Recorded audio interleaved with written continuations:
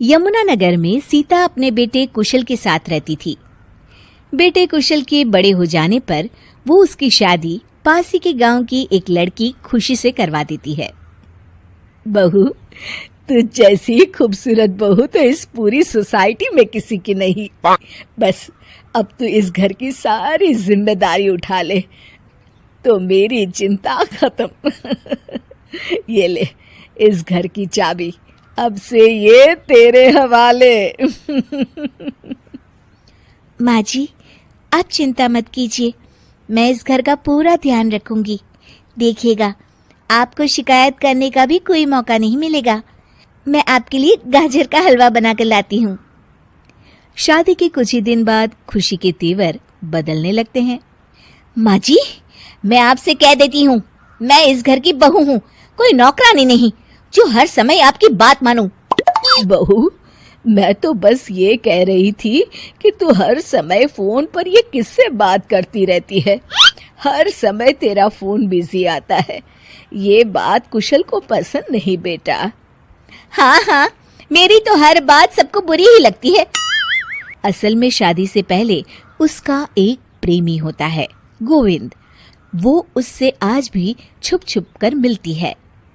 गोविंद, मैं अपने पति और सास के साथ खुश नहीं हूँ, चलो ना हम भाग जाते हैं।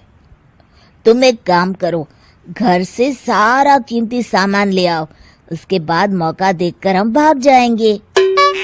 खुशी के पति और सास उसे बहुत प्यार करते हैं, मगर खुशी फिर भी उन्हें धोखा देती है और धीरे धीरे अपने घर से कीमती सामान को चोरी करके गोविंद को देने लगती है।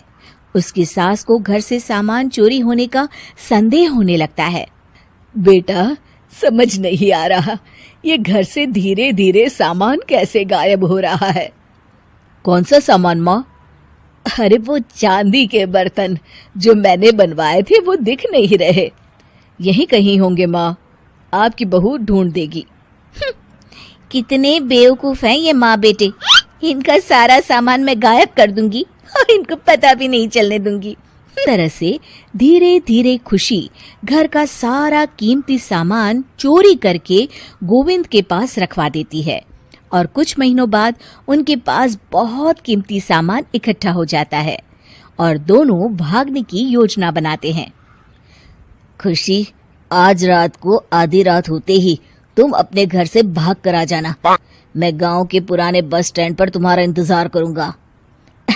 ठीक है। खुशी अपने कपड़े और गहनों की पोटली बांधकर पुराने बस अड्डे पर पहुंच जाती है और देखती है कि वहां तो कोई भी नहीं है। खुशी कुछ घंटे वहीं खड़ी रहती है और फिर गोविंद के कमरे पर जाती है। वहां पर भी बड़ा सा ताला लगा होता है।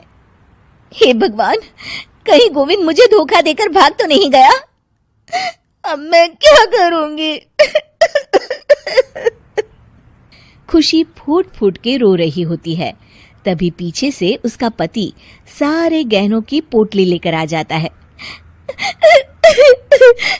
आप यहाँ?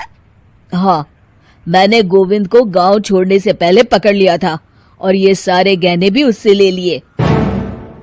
आपको सब पता था कि मैं आपको और माँ जी को धोखा दे रही थी। मगर मुझे ये भी पता था कि गोविंद अच्छा इंसान नहीं है। अगर मैं तुमको समझाता तो तुम कभी नहीं समझ पाती, इसलिए मैं चाहता था कि तुम्हारी आंखें खुद खुले। मुझे माफ कर दीजिए। कोई बात नहीं खुशी, मगर हमेशा ये याद रखना कि तुम्हारे अपने कभी भी तुम्हें धोखा नहीं देंगे। माँ और मैं तुम्हें बहुत प्यार करते हैं और हम दोनों चाहते हैं कि खुशी खुशी खुशी हमारे घर रहे, क्योंकि तुम ही तो हमारी खुशी हो। हाँ, मैं आज के बाद आपको और माँ जी को कभी निराश नहीं करूंगी।